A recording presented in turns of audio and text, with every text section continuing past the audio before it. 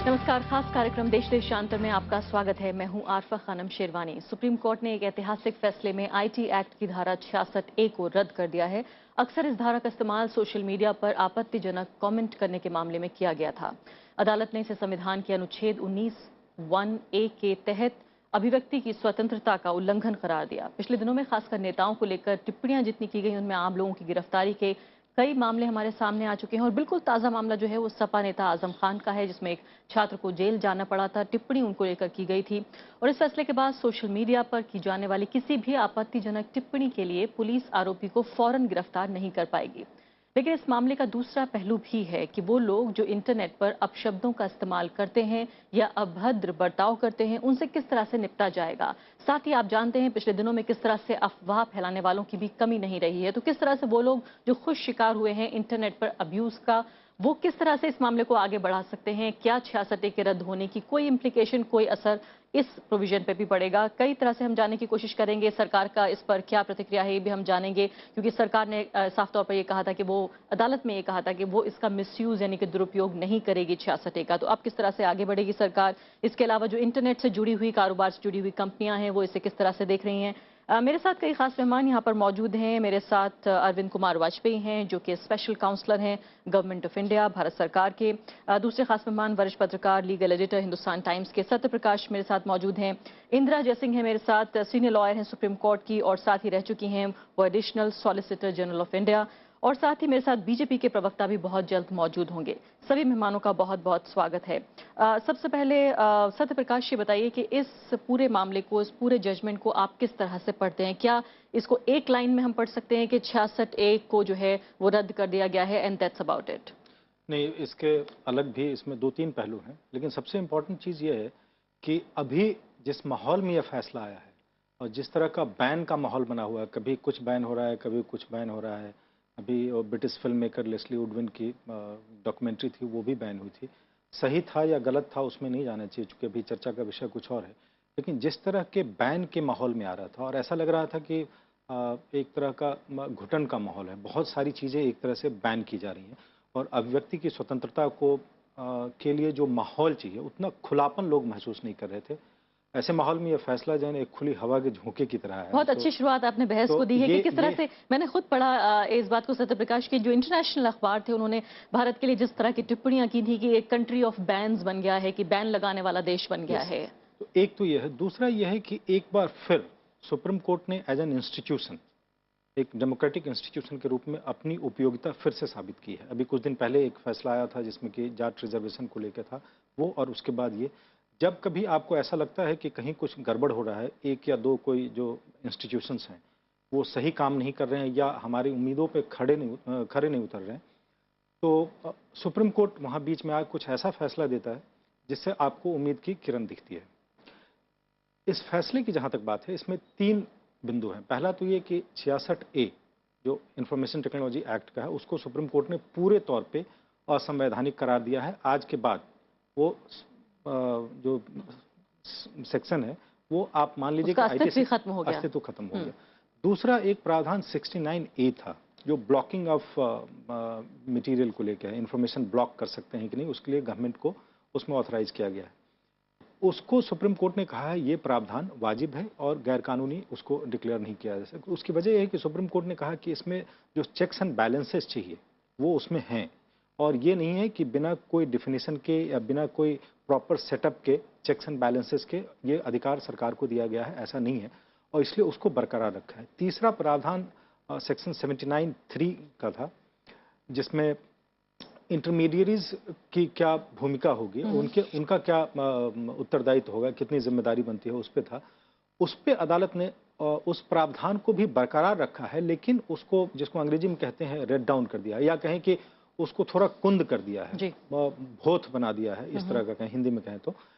उसमें यह है कि जो इंटरमीडियरीज हैं, जैसे कि जो सोशल मीडिया प्लेटफॉर्म्स हैं, फेसबुक है या गूगल है, उनकी कितनी जिम्मेदारी बनती है। अगर कोई ऑब्जेक्शनेबल कंटेंट है उनके वेबसाइट पे, चूंकि ये यूजर जनरेटेड कंटेंट होते हैं, millions of people are using all these platforms, तो किसी ने अगर किसी तरह का कोई कंटेंट वहां डाल दिया है तो उसके लिए इनकी कितनी जिम्मेदारी होगी, उस पर अदालत ने यह कहा नहीं, अदालत ने यह कहा है कि आपको कोई अदालत का आदेश चाहिए उसके लिए, तभी वो उनसे आप कह सकते हैं कि वो आप जल्दी से हटाएं। बिना उसके आप अचानक आप, चूंकि तो यानी मैं ये आपसे जानना चाहती हूँ, इस पे मैं चर्चा जरूर करूंगी, लेकिन पहले फर्स्ट रिएक्शंस लेती हूँ। बहुत अहम बात है जो आप कह रहे हैं। अंत में एक सेंटेंस में ये कि सोशल मीडिया पे जो फ्रीडम की बात करें, वो इसके कारण पहले से बढ़ जाएगा। जी, बहुत अहम बात है जो आप कह रहे हैं। मैं चाहती हूँ कि इसको हम एक एक स्टेप करके हम अगले जो है कुछ मिनट में इसको हम चर्चा करें, लेकिन पहले फर्स्ट रिएक्शंस पे लेती हूँ कि अलग अलग जो खेमे हैं उनसे किस तरह की प्रतिक्रियाएं आ रही हैं। अरविंद कुमार वाजपेयी, ये बताइए कि सरकार ने तो इसको रिटेन करने की बात कही थी और ये कहा कि हम दुरुपयोग नहीं करेंगे। अभी फिलहाल आप चूंकि स्पेशल काउंसलर हैं, किस तरह से रिएक्ट करेंगे? देखिए, जहां तक सरकार का सवाल है, सरकार ने ये बात जरूर एफिडेविट फाइल करके कही थी कि इसका दुरुपयोग नहीं किया जाएगा, लेकिन दुरुपयोग करना या न करना ये सरकार के हाथ में नहीं, ये तो पुलिस के हाथ में होता है। तो अभी पीछे आपने देखा है कि पुलिस ने किस तरह से उसका दुरुपयोग किया। तो लेकिन अल्टीमेटली जब सुप्रीम कोर्ट का फैसला आ जाता है तो उसके बाद वो सब पर बाध्य हो जाता है वो कानून। इस कानून के तहत, कानून ये नहीं है कि सिर्फ ये 66A की बात, क्योंकि सवाल ये है कि 66A के जाने के बाद कोई स्कॉट फ्री नहीं हो गया। इसी तरह के सिमिलर प्रावधान जो हैं वो आईपीसी में अवेलेबल है। क्योंकि ये कानून यूएन रेजुलेशन असेंबली में पास हुआ था और चूंकि हमारी उनके साथ ट्रीटी है, उसके तहत इस कानून को लाया गया था, आईटी एक्ट के तहत। अदरवाइज सिमिलर प्रोविजन 268 है, 510 है, 499 है, 114 है, इस तरह के कानून अवेलेबल आईपीसी में। आप ये कह रहे हैं कि स्कॉट फ्री नहीं है, इससे हम क्या मतलब निकालें, क्या कहना चाहते हैं? अब इसमें एक आप देखिए, डिफेमेशन का कानून है, सदियों से चला आ रहा है। डिफेमेशन चाहे लिखित में हो, चाहे बोलने में हो, चाहे विजिबल हो, वो मानहानि के अंतर्गत आता है। मानहानि, डिफेमेशन दो तरह की है, एक सिविल है, एक क्रिमिनल है। सिविल में आप डेमेजेस क्लेम करेंगे, क्रिमिनल में आप उसको सजा दिलवाएंगे। तो यही तो यहाँ है। अब सिर्फ क्या है कि वो कंटेंट जो है वो मैसेज के थ्रू, कम्युनिकेशन इलेक्ट्रॉनिक मीडिया के थ्रू आपके पास आ रहे हैं, लेकिन प्रावधान अवेलेबल है। तो ये मैं फिर आपको समझाना चाह रहा हूं कि स्कॉट फ्री नहीं हो गए। Similar provisions are available under the IPC. But 97 में जो यूएन रेजुलेशन आया, उसकी तहत बाध्यता को मानते हुए कांग्रेस सरकार ने इस कानून को लाया गया। जी, ठीक है। मैं इंद्रा जयसिंह से एक प्रतिक्रिया लेती हूँ। जी, ये है कि जो डिफेमेशन है वो इतना सख्त नहीं है, उसमें वो अवेलेबल है, उसमें सजा भी 2 साल का है। इसमें जो है ना, बंदा अरेस्ट हो जाता है और सजा भी 3 साल का, तो ये उससे ज्यादा सख्त था, इसमें कोई दो राय नहीं। जी हाँ, इंद्रा जयसिंह, अभी फिलहाल आप ये देखिए, हमने कार्यक्रम में नाम ही रखा है कि बोल के लब आजाद हैं तेरे। सत्य प्रकाश ये कह रहे हैं कि जिस तरह का एक माहौल घुटन भरा बन गया था देश में, कि ये शायद बहुत ही कंजर्वेटिव लोग हैं, ये कंजर्वेटिव सरकार है, जिस तरह से हर बात पे बैन लग रहा था और लगातार खबरें पिछले 1-2 महीने के अंतराल पे जिस तरह की आ रही थी, सभी आ रही थी कि आप ये नहीं कर सकते, ये नहीं बोल सकते, ये नहीं खा सकते, फलां चीज नहीं कर सकते। लेकिन अदालत के इस फैसले के बाद कहीं ना कहीं एक अच्छी जो बयार, एक ताजा बयार जो बह रही है, उसके साथ साथ अरविंद कुमार वाजपेयी यहाँ पर ये कह रहे हैं, जो कि स्पेशल काउंसलर हैं गवर्नमेंट के, वो ये कह रहे हैं कि ऐसा नहीं है कि हमारे सारे हथियार हमने फेंक दिए, हमारे पास अभी और बहुत सी धाराएं हैं जिनके तहत हम लोगों को बुक कर सकते हैं। सबसे पहले तो मैं यह कहना चाहूंगी कि आपके प्रीवियस स्पीकर्स ने जो कहा है उससे मैं काफ़ी सहमत हूँ। सिर्फ एक छोटा सा डिसएग्रीमेंट है। उन्होंने वो फॉरेन बीबीसी फिल्म के बारे में जिक्र किया, उससे कोई हम कंपैरिजन नहीं कर सकते, क्योंकि कंटेम्प्ट ऑफ कोर्ट आर्टिकल 19 में लिखा गया है कि no one can commit contempt of court, और किसी ने ये नहीं मांगा कि उस फिल्म को आप बैन कीजिए। यही कहा था उसको पोस्टपोन कर दीजिए जब तक वो अपील पेंडिंग है। खैर, उसके अलावा अगर किसी जजमेंट से हमें कंपेयर करना पड़ेगा तो वो प्रिया पिल्ले वाले जजमेंट से कंपेयर करना पड़ेगा।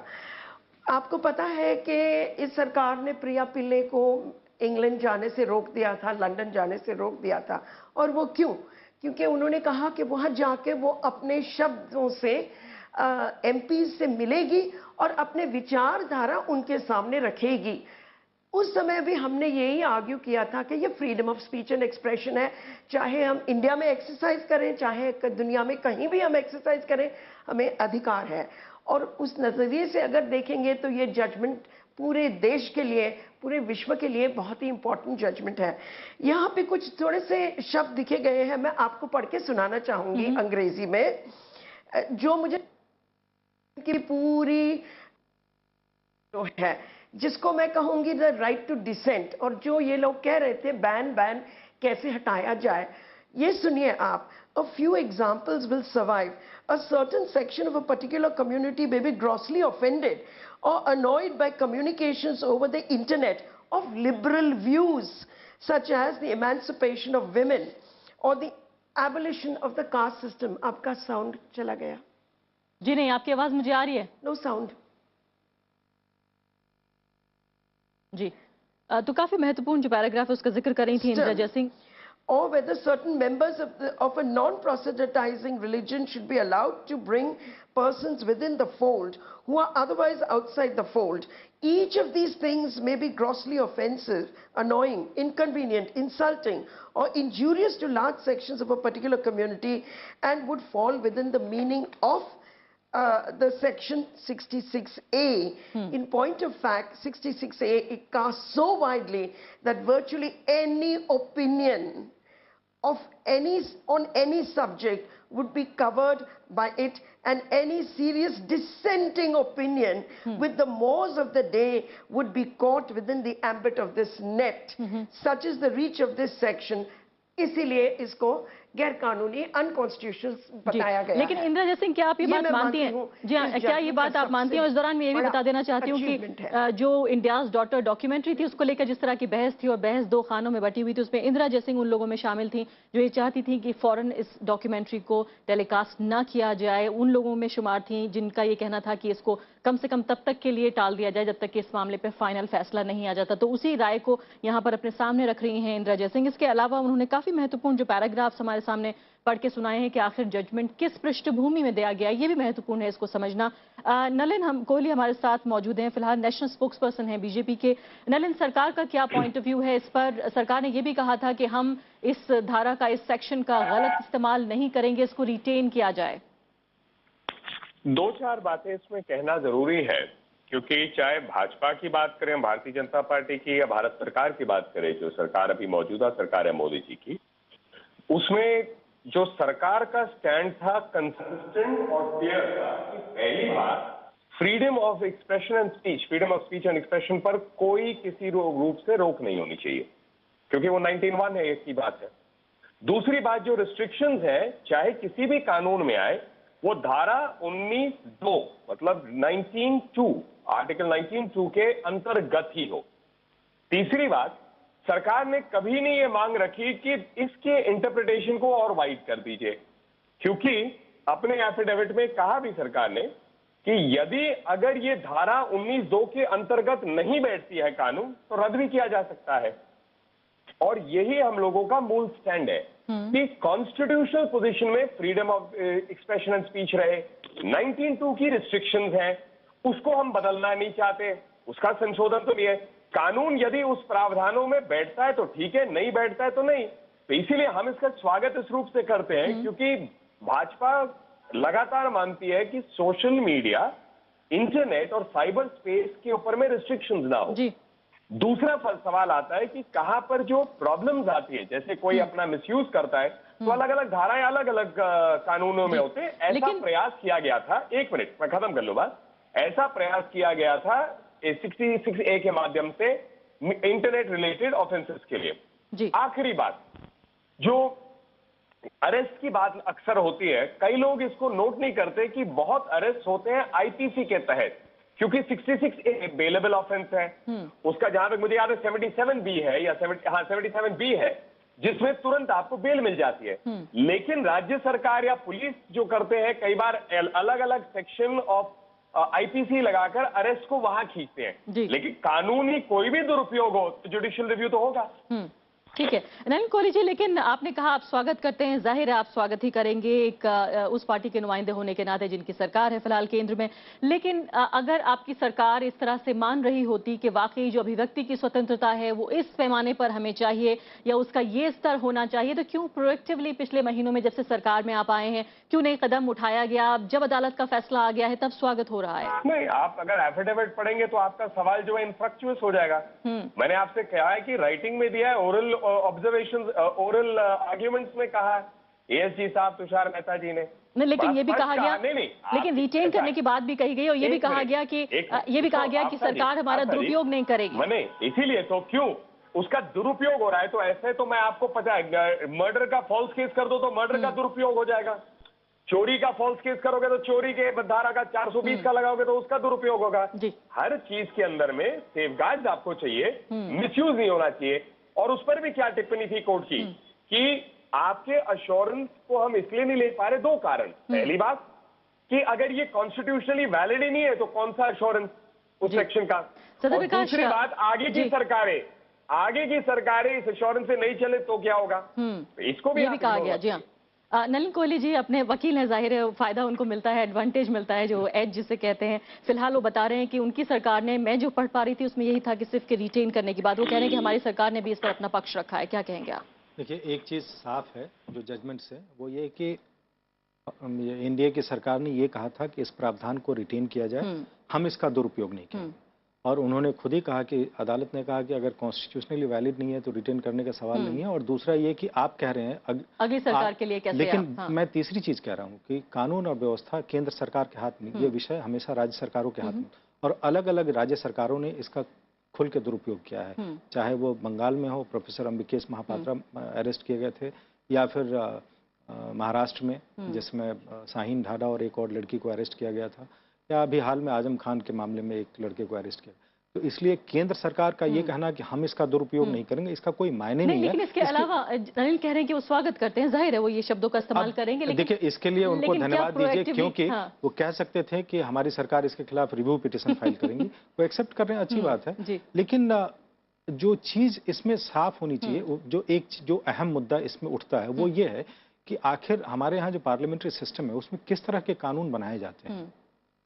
ये कानून, आप जिनको भी कानून का थोड़ा बहुत पता है, वो पहली नजर में कह सकता है कि ये असंवैधानिक है, ये जुडिशियल स्क्रूटनी विदस्टैंड नहीं करेगा। उसकी वजह यह है कि आप कोई भी कानून बनाते हैं, उसमें जो भी एक्सप्रेशंस या टर्म्स यूज करते हैं उनको डिफाइन किया जाता है। इसमें जो भी टर्म्स यूज किए गए थे, किसी को डिफाइन नहीं किया गया था, और इतने वेग थे सारे प्रावधान कि it was open to misuse by the executive and the police. और यही वजह है कि अदालत ने कहा कि it's an open ended provision जिसका दुरुपयोग हो सकता है। लेकिन आप क्या मानते हैं सत्यप्रकाश की, क्या एग्जीक्यूटिव को, अगर सरकार ये मानती कि वाकई ये ठीक नहीं है कानून, तो क्या खुद प्रोएक्टिव अप्रोच लेनी चाहिए थी, बजाय इसके कि अदालत को आना पड़ा इसमें? देखिए, सरकारें बाय नेचर जो है ना, जो आप पॉलिटिकल थियरी में जाएंगे तो स्टेट जो क्रिएशन ही है ना, हमने कुछ राइट सरेंडर कर दिया, उसके बाद स्टेट जो है ना, जो सरेंडर राइट उनके पास चले गए ना, तो स्टेट बाय नेचर ऐसा ज्यादा से ज्यादा पावर अपनी तरफ से, और स्टेटस को भी मेंटेन रखना चाहती है। स्टेटस को से आगे का मामला है, तो सरकारें चाहती हैं कि उनके पास ज्यादा से ज्यादा। आप देखिए ना, इंडिया सरकार ने भी कहा कि प्रावधान रहने दीजिए, हम दुरुपयोग नहीं करेंगे। मतलब ये कि कभी आवश्यकता पड़ सकती है, उस समय हम कर लेंगे। तो इसलिए सरकार, ये इट्स नॉट अबाउट एनडीए और UPA, it's about government as such. तो सरकार इस तरह की उनकी प्रकृति होती है या प्रवृत्ति होती है, वो चाहते हैं ज्यादा से ज्यादा शक्तियां उनके पास हों, जरूरत पड़ने पे उनका इस्तेमाल कर सकें। दूसरी चीज ये है कि जो ओवरऑल जो फंक्शनिंग ऑफ डेमोक्रेसी, उसमें जो freedom of speech and expression का रोल है, और आर्टिकल 19(1)(a) और 19(2) का जो रिलेशनशिप है, उसमें यह है कि ये जो मूलभूत अधिकार है, इसको रेस्ट्रिक्ट सिर्फ आप आर्टिकल 19(2) में जो कुछ बिंदु जो उसमें चर्चा किए गए उन्हीं के आधार पे कर सकते हैं, और कोई आधार नहीं हो सकता। अदालत ने कहा कि इसको रेस्ट्रिक्ट जिस तरह से किया गया है, वो आर्टिकल 19(2) में जिसमें रीजनेबल रिस्ट्रिक्शंस की बात की गई है, वो किसी भी रीजनेबल रिस्ट्रिक्शन के दायरे में वो नहीं आता है, इसलिए उस कानून को ये भी मेंशन किया गया है खासकर। जी हाँ, वाजपेयी जी बताइए कि एक जो फिक्र पैदा हो रही है वो ये कि इंटरनेट जो गवर्नेंस जिसे हम कहते हैं, कि इंटरनेट पे किस तरह से इस बात को प्रशासित किया जाएगा, कैसे इस बात को मेंटेन किया जाएगा कि कोई भी व्यक्ति जो है वो खराब उद्देश्य से किसी को अब्यूज करने की कोशिश ना करे, गलत इस्तेमाल करने की कोशिश ना करे। खासकर ट्विटर और फेसबुक जैसी जो वेबसाइट्स हैं वो तो बाकायदा लोगों को अब्यूज करने का एक तरह से एक जरिया बन गई हैं। अरे आस्था जी, मेरी आवाज आप तक आ रही है? क्या मुझे एक पॉइंट इस पे जोड़ना था जो सत्यप्रकाश जी कह रहे थे। जी, मैं जरा सवाल पूछ रही हूँ अरविंद कुमार वाजपेयी से, फिर आपके पास आती हूँ। नहीं, वो एक्चुअली लिंक टूट जाता है, पर कोई बात नहीं, आपकी इच्छा।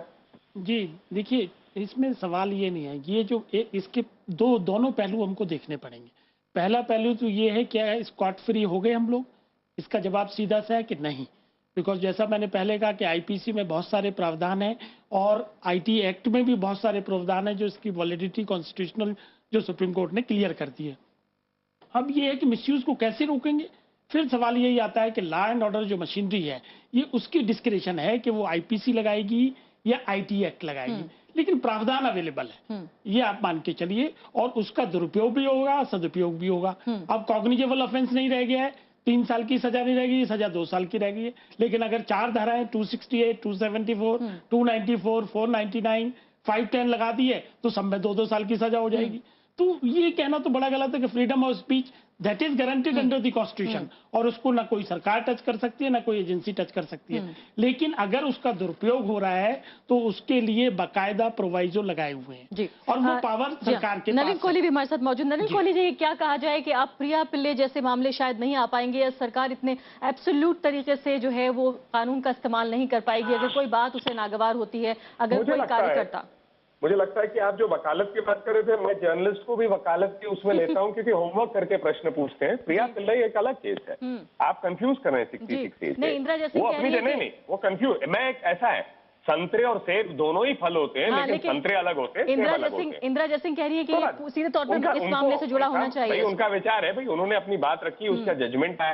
हर जजमेंट आता है, अलग अलग जजमेंट आते हैं। तो आप ऐसे अगर जो जजमेंट आपको लगता है कि कोई हार जाता है वकील या कोई पीआईएल, तो उसका मतलब देश की हार हो गई जनता की, ऐसा नहीं होता। कानून एक प्रक्रिया लगातार चलती है, उसमें एवोल्यूशन रहेगा, होगा। लेकिन एक बात जो अभी आगे कह रहे थे, मैं इसको क्लियर करना चाहूंगा कि सरकार इसे रिटेन करना चाहती है, लेकिन रिटेन अंडर व्हाट सर्कमस्टेंसेस, इसको मत भूलिए। सरकार ने जब अपने एफिडेविट में कहा, जो सत्य प्रकाश जी शायद कह रहे थे, सरकार ने स्पष्ट किया यदि 19(2) के तहत बैठता है तो, नहीं तो रद्द कर दीजिए। तो इसको उस रूप से देखना कि हम इसे पूरा बचाना चाहते हैं या इसको हम लोग अग्रेसिव रहना चाहते हैं, वो एक अलग है। लॉ के अंदर में बहुत फाइन डिस्टिंक्शंस होती है और ये एक ऐसा उदाहरण है। फुल रिटेंशन के लिए तो फिर आप कहेंगे नहीं कि रद्द करिए, उसका मतलब पॉइंट इसको उस रूप से भी देखिए। ठीक है, शुक्रिया नलिन। इंदिरा जयसिंह, मैं आपकी तरफ आना चाहती हूँ। जिस तरह से नलिन अपना पक्ष रख रहे हैं, क्या ये माना जाए कि वाकई तमाम तरह के बैन के माहौल के बीच अब जिस तरह से अदालत का ये फैसला आया है, उसके बाद से हालांकि बार बार वो ये कहने की कोशिश कर रहे हैं कि एक लिबरल सोसाइटी बनाने की तरफ ये सरकार आगे बढ़ रही है, क्या उनकी बात पर इस तरह से विश्वास किया जाए कि जिस तरह के एक्शंस हो रहे हैं उसके बाद से एक लिबरल सोसाइटी को बनाने की कोशिश हो रही है? मैं इस मामले को पॉलिटिसाइज नहीं करना चाहूंगी। या चाहे वो यूपीए का सरकार हो, चाहे अब की सरकार हो, ये मामला उन दोनों से हट के दूर है, और वो है कि हमारे कॉन्स्टिट्यूशन में फ्रीडम ऑफ स्पीच का क्या महत्व है। अब मेरा ये कहना है कि हम हर व्यक्ति को अपना पॉइंट ऑफ व्यू पूरी दुनिया के सामने, चाहे वो इंटरनेट पे हो, चाहे वो प्रिंट एडिशन में हो, चाहे वो एक पुस्तक के रूप में हो, जैसे वेंडी डोनेगल का किताब पल्प क्यों किया गया, ये भी एक फ्रीडम ऑफ स्पीच का रिस्ट्रिक्शन है, अनकॉन्स्टिट्यूशनल रिस्ट्रिक्शन है। ये चाहे प्रिया पिल्ले को रोका गया, ये सब मैनिफेस्टेशन है of curbing freedom of speech and expression in an unconstitutional manner. क्योंकि सुप्रीम कोर्ट ने साफ कह दिया है, only if the speech has a tendency to incite violence, then it falls within reasonable restrictions under 19(2), not otherwise. देखिए, ये शब्द ban ban ban कहने से हमें कुछ इंटेलिजेंस नहीं मिलने वाली है। इस शब्द को हम हटा ही दें हमारे शब्दों से तो अच्छा होगा। Reasonable restrictions, but reasonable restrictions in the interest of sovereignty, integrity of the state, contempt of court, इन मामलों के बारे में हम रिस्ट्रिक्ट कर सकते हैं। लेकिन जब वो वायलेंस के तरफ चलते हैं तब हम इनको रिस्ट्रिक्ट कर सकते हैं, वरना एक इनोसेंट एक्सप्रेशन ऑफ ओपिनियन बिल्कुल अनकॉन्स्टिट्यूशनल नहीं हो सकता। इसलिए मैंने आपको पढ़ के सुनाया, सुनिए जी, मैंने आपको पढ़ के सुनाया जो सुप्रीम कोर्ट ने कहा, any opinion can be considered grossly offensive or annoying. For example, the emancipation of women, the abolition of caste. जी हाँ, इंदिरा जयसिंह, आपने जब ये पैराग्राफ पढ़ा था तो हमने उसको सुना था। आपका शुक्रिया। मेरे पास मिक्सअप, ये बैन का सवाल नहीं है। आखिरी 1 मिनट मेरे पास बचा है। सत्य प्रकाश जी, बताइए कि जो इंटरनेट का स्पेस है उसमें किस तरह के बदलाव आने की उम्मीद है, किस तरह के बदलाव आएगा इस खासकर रद्द होने के बाद 66A के? देखिए, ये एक तरह का जो है ना, कानून में और टेक्नोलॉजी के बीच एक प्रतिस्पर्धा है, और इस प्रतिस्पर्धा में कानून पीछे छूट गया है, टेक्नोलॉजी आगे निकल गई है। टेक्नोलॉजी उसको चाह रहा है कि उसको किसी तरह से रेगुलेट करें, बैन की बात नहीं कह रहा हूँ, उसको प्रॉपरली रेगुलेट किया जा सके, लेकिन टेक्नोलॉजी। और खासकर ये बात जरूर कहिए क्योंकि आखिरी मिनट बचा है, जो आप जिससे आपने शुरुआत की थी कि किस तरह से जो ये सोशल नेटवर्किंग साइट्स के जो मालिक हैं, जो कंपनियां हैं, उनके लिए किस तरह से उनके लिए राहत की बात इसलिए है क्योंकि अदालत ने ये कहा है कि बिना किसी कोर्ट के फैसले के उनको रेस्ट्रिक्ट नहीं हो, कहीं से कोई ऑब्जेक्शनेबल कंटेंट है आप कोर्ट से वो ऑब्टेन करके लाएंगे कि हाँ भाई ये हटाया जाए, ये नहीं कि कोई कुछ कह देगा, क्योंकि उनके लिए भी दिक्कत है, ये यूजर जनरेटेड कंटेंट होते हैं, millions of people are using it, uploading stuff, उसमें वो किसको देखेंगे नहीं देखेंगे और कैसे तय करेंगे, उनके लिए कोई मानदंड कहाँ से होगा। तो इसलिए सुप्रीम कोर्ट ने कहा है किसी अदालत के फैसले के तहत ये होगा। लेकिन जो इसके पहले मैं जो चीज कह रहा था कि कानून और टेक्नोलॉजी ये दोनों के बीच जो प्रतिस्पर्धा है, इसमें टेक्नोलॉजी बहुत आगे जा रहा है, कानून की प्रक्रिया बनाने की प्रक्रिया कुछ ऐसी है जिसमें कि हम उसके बराबर में नहीं जा पा रहे हैं, और ये एक चैलेंज है, कानून को अपनी रफ्तार बढ़ानी होगी, ये चैलेंज जो हमारे लॉ मेकर्स के सामने है, पॉलिसी मेकर्स के सामने है, और उसको मुझे उम्मीद है कि इस चैलेंज को सीरियसली लिया जाएगा और 66A की तरह का कोई कानून नहीं होगा। लेकिन इसके अलावा वेबसाइट अभी भी ब्लॉक हो सकती हैं। वाजपेयी जी, इसके बारे में क्या कहेंगे, और आप क्या वाकई ये इस कानून का खत्म होना, रद्द होना, क्या एक बेहतर ज्यादा लिबरल समाज की तरफ हम आगे बढ़ रहे हैं? बहुत संक्षेप। नहीं, मेरा तो यही मानना है। और वेबसाइट ब्लॉक होने की बात भी वो प्रोविजन अवेलेबल है, बाकायदा अवेलेबल है कानून के, और सुप्रीम कोर्ट ने उसको रद्द नहीं किया है, और 66A खत्म होने से कोई लंबा चौड़ा फर्क पड़ने नहीं जा रहा है, ये मेरा मानना है। फ्रीडम ऑफ स्पीच, इनोसेंट अगर है कोई चीज को, समाज में अगर दुष्परिणाम नहीं होते हैं, मुजफ्फरनगर के दंगे नहीं होते हैं, या रिलीजियस कोई हेट्रिक नहीं होता है, तो वो कर सकते हैं, उसमें कोई एक्शन लेने भी नहीं जा रहा है। तो इसलिए कानून अपनी जगह काम करेगा, टेक्नोलॉजी अपनी जगह काम करेगी, और सरकारें अपनी जगह काम करेंगी, और दुरुपयोग को समाज ने खुद सोचना है, जो इंटरनेट यूज कर रहा है। अफवाह उड़ाने वालों के लिए या जो खराब भावना रखने वाले लोगों के लिए जो इंटरनेट पे आते हैं, उनका इलाज हमें मौजूद है, बाकायदा मौजूद। बहुत बहुत शुक्रिया अरविंद कुमार वाजपेयी आपका। इंद्रजीत सिंह, सत्यप्रकाश, नलिन कोहली भी हमारे साथ मौजूद थे। तो बोल के लब आजाद हैं तेरे, इस टाइटल के साथ हमने इस कार्यक्रम की शुरुआत की थी। जी हाँ, साफ तौर पर इस ऐतिहासिक फैसले में अदालत के उन तमाम लोगों के लिए जो कि चाहते हैं कि वाकई जो कॉन्स्टिट्यूशन में जो मूल भावनाएं हैं संविधान की, जो अभिव्यक्ति की आज़ादी है, उसको एक बार फिर से बरकरार रखने की पूरी कोशिश अदालत के जरिए की गई है। इसी के साथ इतना ही, नमस्कार।